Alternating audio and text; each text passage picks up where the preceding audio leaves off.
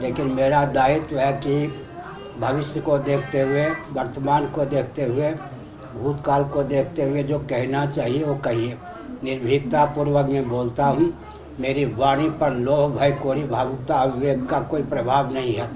स्पष्ट है कि तीर्थस्थली को, तपस्थली को भोग भूमि बना देना, सुरा सुंदरी का केंद्र बना देना, अर्थात तीर्थस्थली के अस्तित्व आदर्श को लुप्त कर देना सर्वथा अनुचित है, संविधान की धारा में भी अत्यंत विरुद्ध है।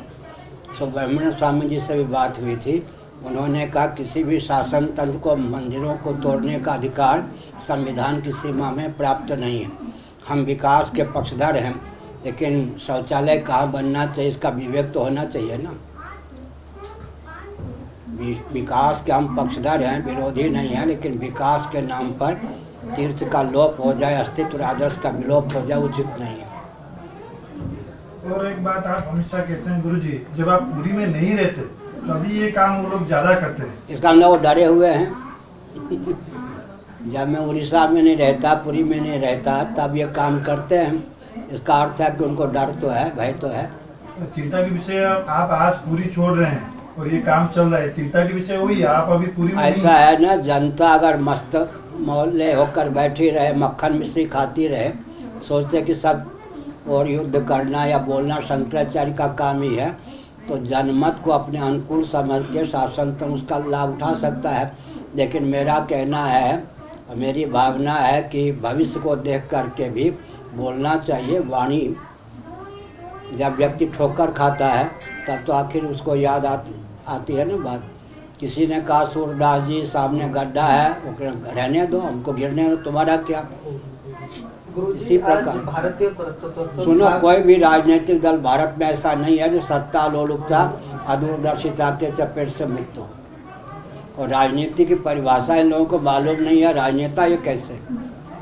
कोई भी राजनेता अगर हमारी वाणी को न सुने हो, पहले राजनीति की परिभाषा बता दे, विकास की परिभाषा बता दे, तो उसको क्रियान्वित करे। जब परिभाषा का ज्ञान ही नहीं है तो राजनीति कैसी, राजनेता कैसे? हमने राजनीति की परिभाषा दी है, वेदादि शास्त्र सम्मत, सुसंस्कृत, सुशिक्षित, सुरक्षित, संपन्न, सेवापरायण, स्वस्थ, सद्भावप्रद व्यक्ति और समाज की संरचना। यही विकास की परिभाषा है, ये राजनीति की परिभाषा है। संयुक्त राष्ट्र संघ भी कस के देखे, यह परिभाषा अपने आप में परिपूर्ण है। अगर राजनीति की परिभाषा भी मालूम नहीं है तो उसके क्रियान्वयन की विधा कहाँ से मालूम है? तो राजनेता भी कहने योग्य नहीं है व्यक्ति, चाहे प्रधानमंत्री के पद पर बैठा हो, चाहे गृह मंत्री के पद पर, चाहे मुख्यमंत्री के पद पर, चाहे राष्ट्रपति के पद पर बैठा हो, चाहे राज्यपाल के पद पर बैठा हो। इसको राजनीति की परिभाषा का ये ज्ञान नहीं है। और राजनीति के नाम पर क्या है? सर, इतना ज़्यादा विरोध हो रहा है, सब लोग विरोध कर रहे हैं, उसके बाद भी कंस्ट्रक्शन वहाँ पे हो रहा है। पहले आप कह रहे हैं कि जनता विरोध नहीं कर रही, आप कह रहे सबको विरोध कर रहे हैं। पॉलिटिकल पार्टी, सोशल ऑर्गेनाइजेशंस और लोग तो विरोध कर रहे हैं। जो जिसको यहाँ पॉलिटिकल पार्टी कौन है उड़ीसा में बताइए? जो भाजपा तो मिल के चल रही है ना, फिर और कौन सी? कांग्रेस है। पॉलिटिकल पार्टी का नाम लीजिए जो चुनौती देने में समर्थ हो। ऐसे भी कुछ कर नहीं रहा है, ऐसे ही का जो दायित्व है वो भी कुछ कर नहीं रहा है, वो दिख रहा है। मत करे, लेकिन मुझे जो कहना चाहिए, मैंने कहा भविष्य में लोग सोचेंगे कि शंकराचार्य ने ठीक कहा था। उदाहरण मैं देता हूँ। मैं अच्छी प्रकार जानता हूँ कि लगभग 53 किलोमीटर दूर पुरी से हवाई अड्डा है। पुरी के पास हवाई अड्डा बनने की उपयोगिता नहीं है, लेकिन मैं यह भी जानता हूँ कि जनमत हवाई अड्डा के अनुकूल है, क्योंकि वो समझेंगे विकास होगा, नई कॉलोनी होगी, पंडित पुजारी सब सोचेंगे आमदनी, दुकान वाले भी समझेंगे आमदनी बढ़ जाएगी। लेकिन मैं एक उदाहरण देता हूँ कि मेरठ उत्तर प्रदेश में एक शहर है, एक मोहल्ला था। अगर हिंदुओं का कहीं संघर्ष हो जाए तो हिंदू जीवित भग सकता था उस मोहल्ले से। बिहार के हाथ करघे वाले मुसलमानों को लाकर बसा दिया गया। आज मेरठ की स्थिति उत्तर प्रदेश में यह है, कदाचित कोई दंगा हो जाए, एक हिंदू भी जीवित नहीं भग सकता।